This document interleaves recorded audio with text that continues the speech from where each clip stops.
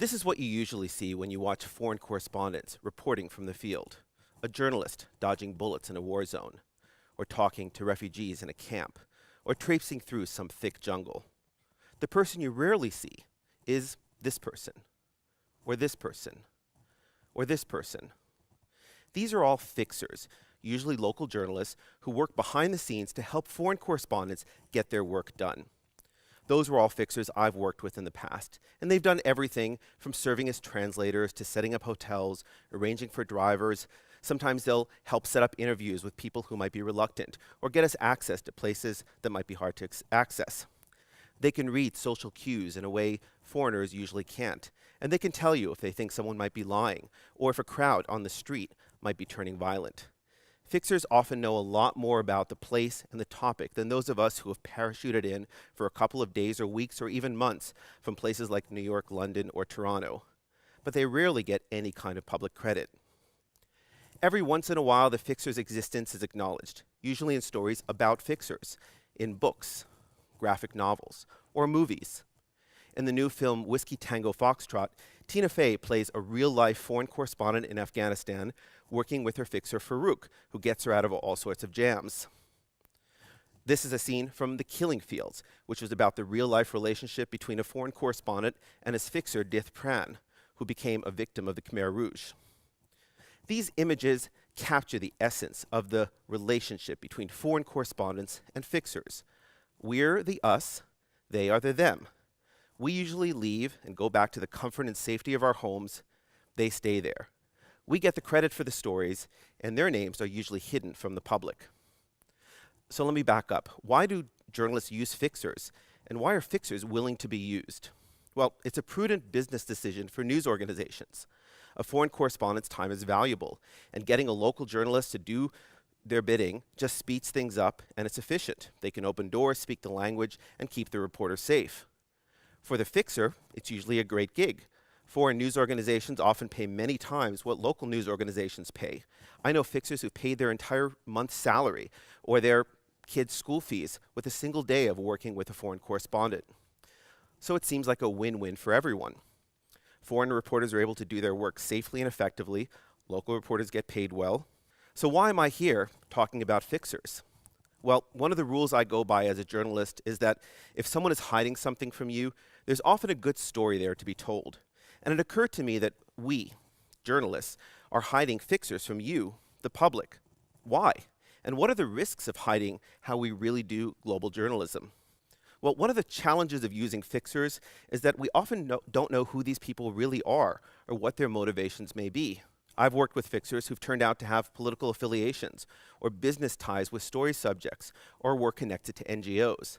Sometimes it's not until you're home, listening to your interviews, getting them retranslated as we often do, that you come upon the realization that your fixer may have been trying to influence your story. Perhaps the most bizarre experience I've had with fixer spin was in Turkmenistan, a repressive country in Central Asia where I went for a 60-minute story about a decade ago. The government had assigned a fixer to us named Stella. She was clearly given the unenviable task of proving to us how great life was in this country, which was publicly known to be bitterly poor and brutally repressive. She took us to a farm, for instance, to meet a couple who stood in front of their 2 Mercedes-Benzes they supposedly owned, and they told us how everyone in this country was happy and everyone drove luxury vehicles. And there are more subtle ways that fixers can influence stories, by what they don't say. It's not uncommon, for instance, for a reporter to get a tip or read about an issue back home and then fly to the country to report on that story. But the situation on the ground isn't always what we expect. And suppose a foreign correspondent is flown in with a wad of cash, but the story just doesn't hold water. If you're the fixer, are you going to tell them to kill the story and forfeit your big payday? Or will you just go along with it, figuring your name won't be on the story anyway, and who cares if audiences in Canada or the US or Europe are misinformed? There's also the question of safety. Foreign correspondents, by being outsiders, are often protected in ways local journalists are not. Recently, a group of reporters from Vice News were covering a Kurdish rally in Turkey, and they were arrested, accused of being terrorists. The 2 British reporters were released after about a week. Their local fixer was held for more than 4 months. And even if the fixer isn't detained while reporting with foreigners, there's the question of what happens to them once the correspondent leaves the country. In Iraq and Afghanistan, for instance, fixers have been targeted by militants for working with Americans, who are seen by many as the invaders. And remember Stella, my fixer in Turkmenistan? She was doing a job that was forced upon her by her government, but I also had a job to do, which was to tell the story of one of the last Stalinish regimes in the world. And our report was not flattering to that country or to its leader. After our story ran, I didn't hear from Stella again, and I've always wondered whatever happened to her. Did she end up being punished, or God forbid even killed, for letting a group of foreigners come in and embarrass the country's dictator on international television? A lot of this comes down to power dynamics. The foreign correspondent has most of the power, and the fixer is pretty powerless. And the dynamics plays out in language. We call them fixers, as if they are there to service us, the foreign reporters. I was recently in India and was driving along with a local journalist who was working for me as a fixer, and I mentioned to him that I've been questioning the use of our term, fixer. He was elated. He said he's always hated that word. He said, "What am I fixing? Am I a plumber fixing your toilet?" I asked him what he preferred to be called, and he said, "Journalist, just like you." So what are the alternatives? Well, the panacea for many journalism dilemmas is transparency. There's no rule that foreign correspondents can't share with the audience that we're not working alone, that we don't really know the history and politics and language of the dozens of countries that we've reported from. In some cases, news organizations are starting to be transparent, acknowledging the fixer's role sometimes at the end of the story, and in some cases even giving co-byline credit. A couple of years ago, I was working on a project with a group of journalism students on China's emerging environmental movement. This is a challenging topic and one that we really couldn't tackle alone as outsiders who don't speak the language or understand the cultural or political nuances. So we partnered our students with Chinese students, and they worked as teams, getting co-credit for a Toronto Star series that went on to win a long list of awards. It was the first step towards transparency and towards empowering local journalists. I've been thinking a lot about these issues as we've been building a new nonprofit global reporting center that's focused on innovating global journalism, and I keep coming back to this word, empowerment. Last year, some of my colleagues and I wanted to start a project about the rise of xenophobia in Europe, a complex issue and one that's too easily simplified by outsiders coming in and reporting on it.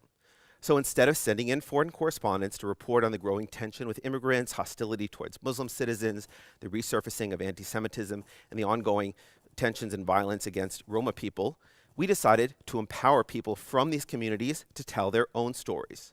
The result is an ongoing documentary project called Strangers at Home, which features stories told and produced solely by people in Europe about what's happening and why in their own countries.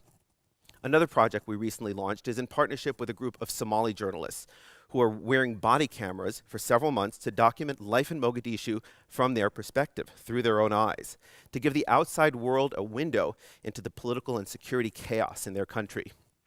I'm not suggesting all global journalism has to be done this way, through deputizing locals to tell their own stories.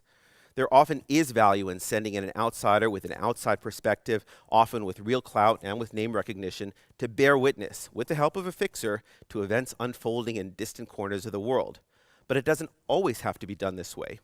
I'm not sure if I see a journalism industry in the future in which the job of a fixer has become an anachronism, like coopers and blacksmiths. But just asking questions like, what is the fixer's role? When should we actually be using them? And should we be transparent about their participation? Just asking those questions is one step closer to advancing global journalism. Thank you.